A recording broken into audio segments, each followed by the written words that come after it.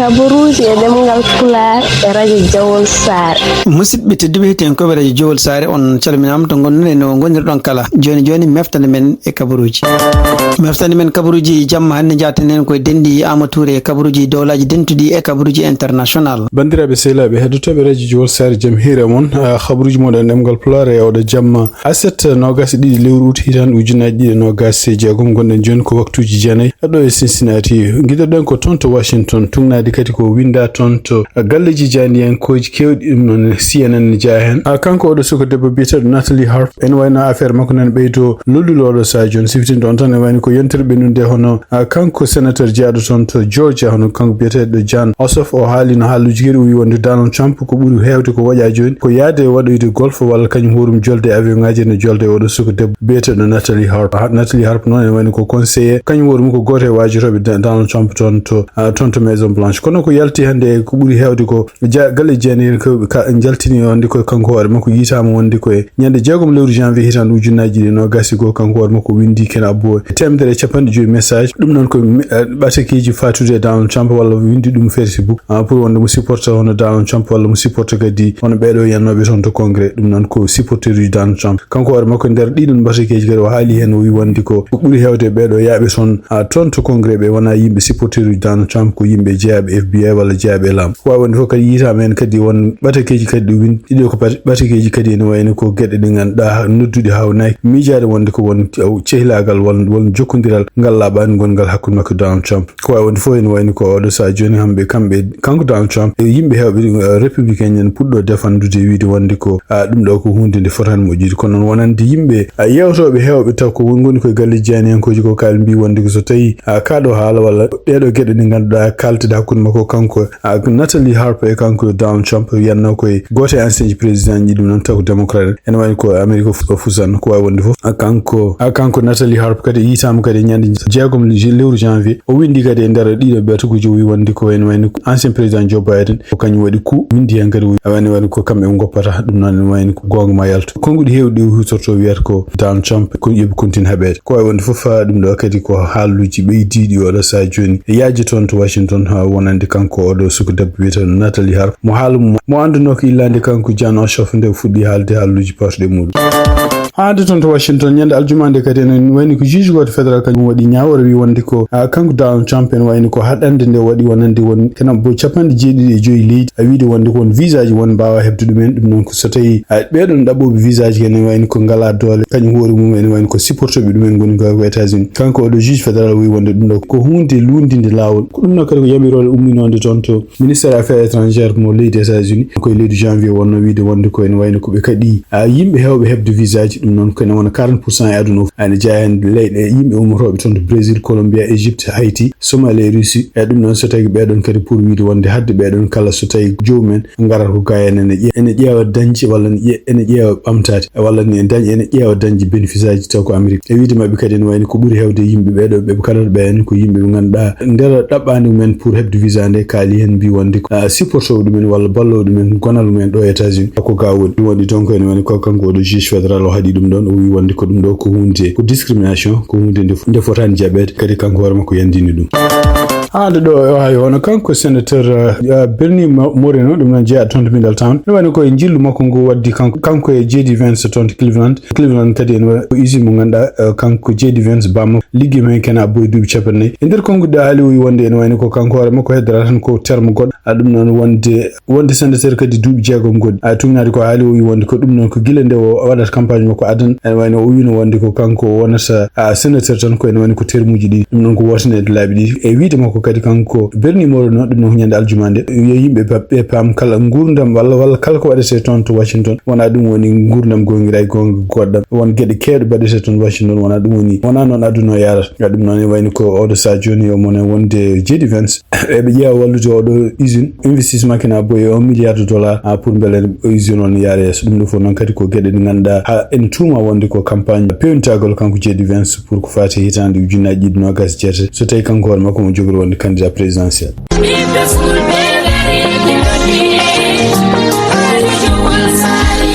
Radio Jawol Sare International dole lingu gondia kono dole radio jowol sare ko hetu yanko bimum Amerique Asie Océanie Europe Afrique no kedo radio jowol sare international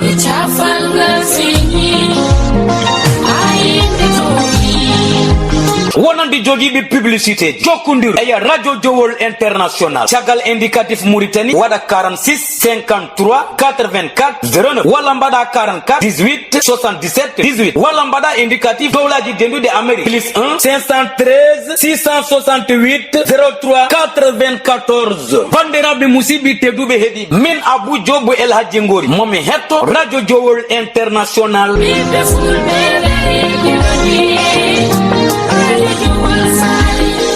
khabruj men international gidar non ko tonto leydi Sénégal e man ko tuggi jam hanki ha faade o nyalawma hande hu gede kewde nan mbahliti son dum non ko affaire wala cadel gon mennodo wonde hakkunde kanko Ousmane Sonko dum non ko hadi makko wonde kanko wala makko jeede laamu Bassirou Diomaye Faye e kanko do Adja Sarr dum do fonon ko sibabu ni kanko de Khady Ndiaye jeedo do salomo ganda kanko Adji Sarr o wi Ousmane Sonko wadi mu gede do joda en nde o yalti kanko gila hanko wi wonde ko en wayno ko d'abord mo ara o yaafno hono Adji Sarr gacagal mudum kadi mo arkado haalta gede de fofo no jaarno parce que dum do foko fodma ko wawi wonde fo hande heedama kadi o mo haala e réseaux sociaux ji kanko de Khady Ndiaye kono ko buri hewde yimbe ko ne kondanimo pour wiide wonde ko dum do fof surtout que ne addi ha cadel mbadi ton Sénégal ken hisse wonde capande jeetati neddo maayi hen dum do foko sindo haalini gongil den dum no wada tan ko wawi wonde fo en wayno kadi o do sa joni tugnade hande ko miton to Sen News hawnake en wayno ko kambe hawnake en wayno ko justice mo leydi Sénégal ma ruto o do affaire non ciftin don kanyum wor mum bonnodo bouleversement ton ngurdam kala ko fati judiciaire et politique leydi Sénégal dum non ko tuggi février hitan ujunaji dino gasigo donc en wayno ko o do sa joni hawnake kanko de Khady Ndiaye dum non ko kanko wonno jeenodo don salon en wayno ko sibabu ndi gede kewdo haali hen o simti wonde e ko benni pour wonde dandude Ousmane Sonko ko haaluji o do sa joni en wayno ko guddidi ndedo nyaawol fu wal dido enquête ji badnoji en wayno donc hawnake kambe justice mo leydi Sénégal ma mi tutto e dido haaluji sibabu ndi kanko haaluji makko di waali réseaux sociaux kanko de Khady Ndiaye o nyaawno mo son hitan ujunaji dide no gastati o pour yo soke ken wonno duubi didi pour sibabu ndi gede de wadi de en kanko on gembi pitinajo batton e tiagal kadi kanko wore makko de wiya wonde wona complice kalko Adji Sarr wi yanama ko walla kanko wore makko wona kanko wadi delum photoji ni ganduda en ko biyata photoji nefni jaltinode nden réseaux sociaux Adji Sarr ala fo no wadani si en continue en takkude Ousmane Sonko e dum non kadi enquête aji kewde ndew mudum peloji kewde ndew mudum kanko o do debbo continue kanko wore makko defandude Ousmane Sonko wiide wonde ko kala ko Ousmane Sonko ko takka pour yane o do debbo walla kanyum hoore mu wi wonde ne wara o do debbo badannodo massage ton e salon makko o dum do fuk fenani ko way wonde fo donc dido haaluji artude mo o do sa joni haalde dido haaluji en wayno urbiti leydi Sénégal kono en e ko yeba tan ko haali ko en wayno wi wonde joni ko en ko kanko woni toñaado kanko woni victime o haali kadi haaluji kewɗi huccini dum e Ousmane Sonko e yimbe Pastef wi wonde so tawi Ousmane Sonko walla yimbe makko yimbe be ni mbiyam wonde ko neddo bon ka hawnaki kadi Ousmane Sonko kanyum horum jahannode salon ngaji mabbe kadi no wonno ton ha inar jam hawnaki kanyum horum jogide don carte donc haaluji en baariftu sen kono ko way wonde fof en dum do kadi urbiti o do sa joni dedo gede ni wayni ko kanko Adji Sarr do takkuno Ousmane Sonko dum non ko addi Ousmane Sonko nangede son dum non ko addi Ousmane Sonko nangede son hitande ujunaji didi no gasse tesi ko way wonde fof e ko heda réseaux sociaux ji kanko de Khady Ndiaye e kanko Adji Sarr e yimbe hewbe en wayno be ngari réseaux sociaux ji be wawne ko buri hewde e yimbe be do en pelam kanko de kono ko buri hewde en kadi kanyum en biya wonde en ganduno dum do ko gonga Adji Sarr kanyum woni toñaade ko way wonde fof yimbe be batti hakkillaji joni ton to justice mo leydi Sénégal yewde ko kaado hal hol ko jogori jibinti du ton to leydi Sénégal en wayno ko en hawnaki o do jamma aset faade jamma dimanche garo do hawnaki tuboji kewdo en mbawi yiyede ton to Sénégal didon tuboji non en wayno ko tugnade hande ko service météo ko halbi bi wonde ko hawnaki ma ya ha kan no gasset lewru ut dum non ko dimanche jam e kadi no wayi région ngaji kewdo ma keb didon tuboji donc en limta en bangeji hirnangue leydi ko en kedugo en Salimata en Saraya en Tambacounda e Goudiri dido fo en wayno nokkuje no foti renede tuboji nokkuji surtout ko wayno keedu kañum ko nokkuji hawnaki toɓoji ma kewɗon kadi ma arde kenel kewɗi nokkuji goɗɗi kadi ene wayno ko limta en ko banggue rew funnangue ɗum noon surtout en nokkuji takkiɗi Matam Wourossogui Kanel e Thilon ɗiɗon kadi ma keɓ toɓoji ma keɓ kadi keneli kono noon hawnaki fora tan fewi banggue kadi worgo e banggue worgo funnangue ko wayno Kolda en Welingara en Médina Yoro Foulah Konkane Sédhiou Goudomp Bounkiling ɗiɗo fof ene wayno kadi ko hawnaki ko nokkuji kadi jogorde dañde ko gueɗe ɗe ganduɗa nanduɗe ko jogori yande toon to Kédougou ko donc so kamɓe service météo e kamɓe service kadi toppitiri ko fate kisal toon to Sénégal eɓe dentini yimɓeɓe en ko oɗo jamma hande ha fade jamma janggo surtout wonande keneli e toɓoji garoji habruji min international hande tungnade kadi ko ummi toon to Canada en wayno ko kanko premier ministre mo leydi Canada biyeteɗo Carney e kanko e Donald Trump en wayno ko lurodiral mongal waɗi hakkude mabɓe ɗin surtout oɗo ñalawma hande ko wawi wonde fof gaɗo lurodiral donc tungnade konguɗi ɗi haade ko kanko Carney wi wonde ko en wayno ko États-Unis ko namdoro ko surtout kanko Donald Trump lammo ko namdoro ummade to Canada ko surtout ko fate tarif ko hunde hewde kono en wayno ko kamɓe Canada ɓe jiyata ko way noon ummade toon to États-Unis ko wawi wonde fof en wayno ko kanko Carney kadi e menace uji garɗe hande wi wonde ko kala tarif mo États-Unis fawi mabɓe ene wayno ko kamɓe koye mabɓe mbaɗɗo hen 50% o e oɗon tarif siftin ɗon tan ko ene wayno ko kamɓe Canada kanko Donald Trump e Canada e Mexico ko leyɗele ɗiɗi ɗe ganduɗa hoddiɓe makko kanko États-Unis kono e laamu makko guila no fuɗɗi nde en ko ɓeɗo no fuɗɗi fawde kala ko wiyete sanction ngaji tarif e surtout kadi haare wonande oɗo sa joni hakkude mabɓe kamɓe e Iran en wayno ko Canada omo yobtoro ɗum hen saabu Canada jeeyako e leyɗele jeeyaɗe toon ɗo OTAN e jeeyaɗe toon kadi e communauté européenne ɗe ganduɗa supportanimo kanko Donald Trump e wiide makko e ɗum woni oɗo sa joni lurodiral ngal surtout en tawde kadi ko lurodiral partugal commerce kamɓe Canada kamɓe États-Unis ene wayno e kamɓe Canada ɓe donki nannodir ɗum noon ko laamuji ɗiɗo ɗiɗi wawi wonde ho siftinde ɗon ko lebbi ɗiɗi ɓennude hono kanko premier ministre mo leydi Canada o arino to États-Unis ɗaminno oɗon saaha surtout en ko adi coupe du monde o caggal coupe du monde o kadi nde ɓenndi e tawde kamɓe ɗiɗi foof ɓe pottino kadi toon to New York en ɗaminno ko ma ɓeydo kadi moƴƴinde jokkodiral gongal hakkude Canada e États-Unis kono noon e wayno ko yalti hande ene wayno ko kanko Donald Trump laamu makko e laamu kanko oɗo premier ministre mo leydi Canada ɓe donki famnodirde ko fate holno ɓe mbaddata ko e surtout ko fate commerce ɗum noon kadi ko habruji bindaɗi toon to journal Canada biyeteɗo CBC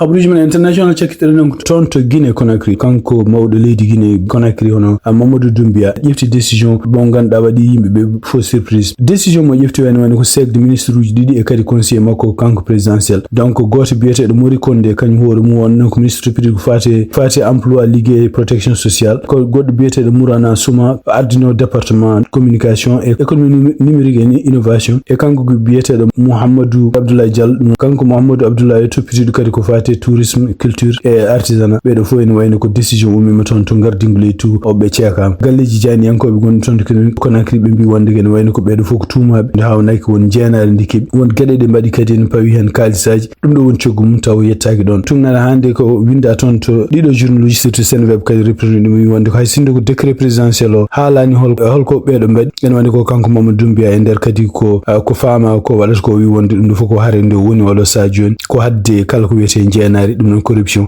toon to leydi Guinée ko wawi wonde fof kanko Mamadou Doumbia siftini ɗon tan o wonno ko caggal leydi wonno ko foftere makko ko noon e wayni ko warti ko ñande aljuma nde ko ñanden kadi o waɗi oɗo décret présidentiel pour segde ɓeɗo bandiraɓe sehilaɓe heɗotoɓe radio Jowol Sare ma jokkodiri joni équipe meɗen piɗiɗo ko fate coftal ɓalli noon Tidiane Niang bisimilla jam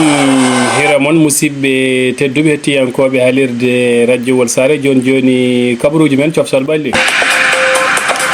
gadorɗen kabaruji men coftal ɓalli koye nder leydi Mauritanie hello men tourmaji Fouta hitande ujunnaji ɗe nogas jeegom rimdadema hitande ujunnaji ɗe nogas jeegom 3e édition ñalngu tataɓijo ñalawma hande to wuuro Garli kippu Garli kañum hewdirno e kippu jiiga ko Garli wawi hebde polgu taw ko loggol gotol e ndiga joni ala no mbatten jaten ko to wuuro Garli jokkodiren e Iba Bilali Sall ko noon tigi bandiraɓe moƴƴiɓe heeɗiɓe radio Jowol Sare gonɗen ko tenguren go e stade mo Garli gasi joni 3e match dans le cadre de rimdadema hakkude FC Garli kam e FC Jingue sikka ala ko FC Garli fi FC Jingue 1-0 biɗo marka koye deuxiéme mi-temps ko noon de match ɗum ko atakama biyeteɗo Ibrahima Ndiaye moɓe noddirta Sidi match o noon gasi ala caɗele ala haydara eɗen gondi joni e coach Garli eɗen gondi kadi président fédération Garli ko adi fo coach en mbaɗima félicité mboɗo sikko hannde waɗi pré match mon hakkude moɗon kam e jingue on gonano andodirɓen feewi ni e match o holno yaari mboɗo sikki on ɗeɓi tampude hen seeɗa eyyi kadi ko belamma tan ko adi fof on belamma emin jetta dendagal rimdade ma en ko emin jetta kadi dande ma e foof emin jetta dendagal garnoɗo en match o waɗe e jaam gase e jaam ko ɗum noddude en fof nodduɗen ko jaam eɗen jetta population garli ɓe jalti machallah e kewal ɓe gardi net ɓe poussé équipe mabɓe duusi ɗum garli wonno champion rawane hikka kadi champion udriri ko victoire inchallah deuxième étoile so Allah jaaɓi inchallah pour équipe ko noon tigui ɗo joni paɗen koye président fédération garli gonɗa ko tengu rengu e radio Jowol Sare e ɗum noon coach o wiri ni garli wonno champion en titre ɓe mbaɗi trophée mabɓe en jeu ɓe puɗɗirima kam victoire ɗe mbiya ɗum yaaru yes hayso komi jiguinajo kam ɓaɗi on piijigi hankkadi ɗumen kam ɗum ɗo donc président fédération garli anne hol yiyande ma e match holno jiruɗa d' abord équipe jingo o meɗan judde mabɓe holko nanano ɗon mabɓe e holno jiruɗaɓe eyyi Allah jarama on jarama équipe jingo vraiment c'est une très bonne équipe minen min cikkanno so tawi min nanguiɓe ko 3-4 par ce que en tant que champion 1-0 minen ɗum noon ene manki jonde min bon alhamdulillah match o fitti dow fair play gasi dow jaam e ɗon lawol ngol ne juuri en heddiraw pour le moment amin jogui 3 points inchallah jiiɗo ko addude deuxiéme étoile o yallah wallu kadi gasa dow jaam no fuɗɗori ni inchallah Allah jarama on jarama ɗum noon jiguilaw kañum ne beltima no feewi woni ɓe yummagu woni pasiragal woni teddugal woni kala match o ciften bandiraɓe gati ko 1-0 pour l'équipe de Garli mari ɗum ko atakama biyeteɗo Sidi Ndiaye wonno ko Iba Bilal Sala en direct de stade de Garli radio Jowol Sare ha joni ko fate ndiɗon mbadi rimdade ma hitande ujunnaji ɗe nogas e jeegom ñalawma janggo to wuuro Yuman Yire kippu Jowol ma hiwdire kippu Yuman Yire so woni 16h30 GMT ñalawma hande to dingral Tulel Tabalde hono kippu Jowol waɗi dernière séance mum entraînement gam heɓanade pottal mabɓe ñalawma janggo to Yuman Yire so woni 16h30 GMT hakkude kippu Yuman Yire e kippu Jowol ko siftinde bandiraɓe kihiɗe hanki kippu taccan kañum yano e nder terrain magama fiɗum logol gotol e ndiga kettoɗen gardiɗo cukagu taccan général Bari hanki o taccannaɓe dawiɗo pour yade magam hono sampina dande maayo walla rim dande maayo hikka waɗi ɗum duuɓi tati e taccannaɓe déplacima ɗo tawi équipe beteɗo magam machallah ko arde ko foof match o waɗi fayidal feewi ne heewi kewal yimɓe ko ari toon match o fetti no foti fettere ne deux équipe foof ina petta tigui rek e finalement Allah hokki taccan Paul 1-0 ɗum noon en mbaɗi taccanaɓe foof félicité en donima kadi aussi magamnaɓe ende won noon kadi ko ɗum ɗo tan woni sport e deuxiéme journée presque ko hanki fuɗɗi hande o inchallah garrinɗe mini jaɓɓade jeygu ɗum noon Allah jarama on donama assalamu aleykum wa rahmatullahi taala wa barakatuhu ko musidɗo moon général Bari président jeunesse Taccan tourma law hitande ujunnaji ɗe nogas e jeegom kiyiɗe hanki to wuuro Hayre Goller to stade Moussa Kebe kippu Hayre Goller kañum jaɓino kippu juude walo pottal ngal wawno gasir ko ɗekki on partout ñalawma hande pottal tijjanogal to wuuro Bolol Doggo hakkude kippu Bolol Dogge e kippu Dungel pottal ngal heɓani fettude ñande nogas e jeegom nduɗo lewru ndu gonɗen kippu Seno Busoɓe ma hiwdire kippu Hayre Mbar tournoi district de Bogue hitande ujunnaji ɗe nogas e jeegom ñalawma janggo alet ne waɗi pottitte tati ɗe fof pettata ko 17h GMT kippu Mbon Jeeri ma hiwdire kippu ñooli kippu FC Barça ma hiwdire kippu Carrefour pottal sakket ngal ko kippu AND 3 ma hiwdire kippu Hudallay ñalawma janggo alet ne hawra e nogas e tati lewru août hitande ujunnaji ɗe nogas e jeegom ma fuɗɗo tourma ceylagal mo Demet deuxiéme édition kippu ASC Demet ma hiwdire kippu FC Canal Plus woni 16h30 GMT to stade mo Demet joni ko fatte ndiɗon mbadi tourma Goller hitande ujunnaji ɗe nogas e jeegom deuxiéme édition kihiɗe hande aset nogas e ɗiɗi lewru août to stade municipal mo Goller kippu Madina Diadjɓe kañum hiwdirno kippu Hayre Law pottal ngal wawno gasir ko ɗekki 0-0 Jeune 3B ego ñalawma hande 2026 kippu Wasa Kodde kañum heeɓi polgue yesso kippu Galayaɓe taw ko loggol gotol e ndiga gudditen hello men championnat ji dunde Europe gadorɗen ko championnat mo leydi Angleterre kippu Everton kañum heeɓi polgue yesso kippu Crystal Palace taw ko loggi ɗiɗi e ndiga ha joni ko fate ndiɗon mbadi championnat mo leydi Angleterre Brentford kañum heeɓi fartange yesso kippu Tottenham taw ko loggi tati e ndiga championnat mo leydi Angleterre ma jokku nyalawmo jangu so woni 13h GMT kippu Manchester City ma hiwnder kippu Bournemouth so woni 15h30 GMT Newcastle ma jabbo kippu Liverpool. Championnat mo leydi Espagne première journée potite nyalawma hande kippu Atletico Club Bilbao kanyum jabbino kippu FC Sevilla ko FC Sevilla wa hebde pol ko logitate logol gotol. Real Madrid kanyum yehe nder terre Espagnol Barcelone fi dum logidide logol gotol. Championnat mo leydi Espagne ma jokku nyalawma jango so woni 15h GMT Atletico Madrid ma hiwnder kippu Villarreal 19h30 GMT LC ma jabbo kippu FC Barcelone. Ligue 1 français nyalawma hande kippu Lens kanyum hebi polge yeso kippu Auxerre taw ko loggi joyi loggi didi ko sitinde bandirabe nder kippu Auxerre gollo woni lawol garwoningol honno gardien équipe nationale mo leydi Mauritanie bitedo Mamadou Diop hebi fettude ngal do potan ha joni ko fate ndidon badi kippu Mans kanyum hiwdirno kippu Brest potal ngal wa gase ko dekki do partout. Lyon kanyum yehe nder terre Toulouse fi dum loggi didi ndiga championnat mo leydi France ma jokku nyalawma jangu so woni 13h GMT Angers ma hiwnder kippu Lille potal Saket so woni 18h45 GMT Rennes ma jabbo kippu Paris Saint-Germain. Abruji men ciofsal balli ko do kayde en calmini hettiyankobe halirde radio wol sare to mbay wonde fof. Tijan yang équipe mudum cioftal bali fon jara musidɓe tedduɓe tenkoɓe radio sar ko ɗo tongi meftane men e jamma hande o en ñaguima joom jaam mo jaam woni jungo mum nde waɗante en jaam